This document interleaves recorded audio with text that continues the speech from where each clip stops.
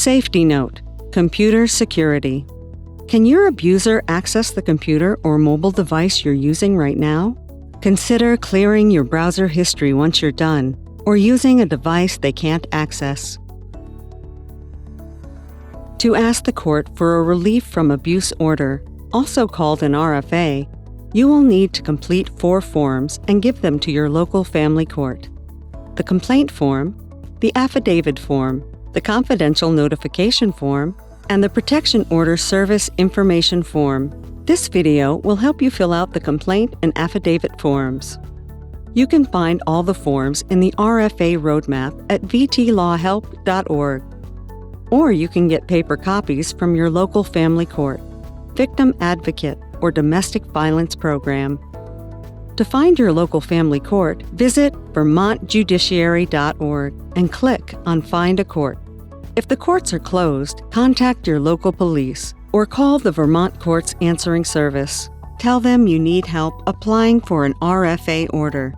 You may be able to get a temporary order right away to help keep you safe. You can also ask for help from an advocate in the Vermont Network Against Domestic and Sexual Violence. Visit vtnetwork.org or call their hotlines. The Complaint for Relief from Abuse. In the Complaint for Relief from Abuse form, which we will call the complaint, you are known as the plaintiff, and your abuser is called the defendant. You'll use this form to explain your relationship to the defendant and what you're asking the court for. There are 2 versions of the complaint form: one for when the order is to cover you, or you and your children, and one for when the order is for your children only. On the complaint form, there are many checkboxes to help you describe what happened and the kinds of help you're asking for. Check all the boxes that apply to your situation. If you believe there is a danger of further abuse to yourself or your children, make sure you check that box on both the complaint and affidavit forms. If that box is not checked, the court may decide you are not eligible for an RFA order. In the Request for Relief section, be sure to check the box asking for emergency relief. Otherwise, the court may not give you a temporary order while you wait for the final hearing. The affidavit. You'll use the affidavit form to tell the court what happened and why you need help. There are 2 versions of the affidavit form: one for when the order is to cover you or you and your children, and one for when the order is for your children only. There are 2 very important sections on the affidavit form. First, you need to list and describe the most recent incident of abuse, as well as other past incidents. Do your best to give dates and details about the following. Did your abuser injure you? If they did, how? It's okay if you never went to the doctor, but if you did, you should say so on the form. Did your abuser threaten or scare you or your children? Did they keep you from leaving a room? Did they use a weapon to hurt or threaten you? Did they hurt your pets or damage your property? Were the police called? Has your abuser stalked or followed you?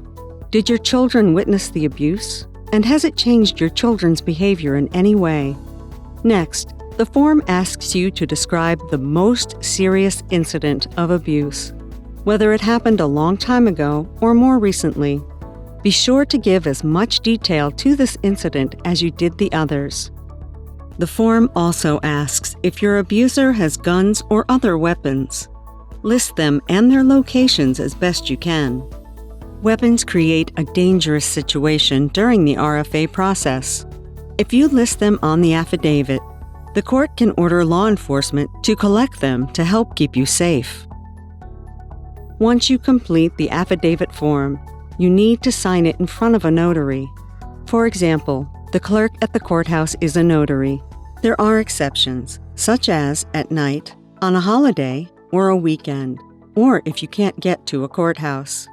Be aware that the defendant will get a copy of the complaint and affidavit if the case goes to a hearing, or the judge gives you a temporary order. After you fill out all 4 forms, make copies to keep for yourself if you think it's safe. Then, drop off the completed forms at your county's family court or file them online. Safety note: talk to your local domestic violence agency about how to stay safe while you wait for the court to decide. Does your abuser own guns? Will they do something dangerous when they find out you've gone to court for help? Visit the Vermont Network Against Domestic and Sexual Violence website at vtnetwork.org to find an advocate who can offer help and support. You can find more videos and details on our RFA roadmap. If you have more questions, contact Legal Services Vermont.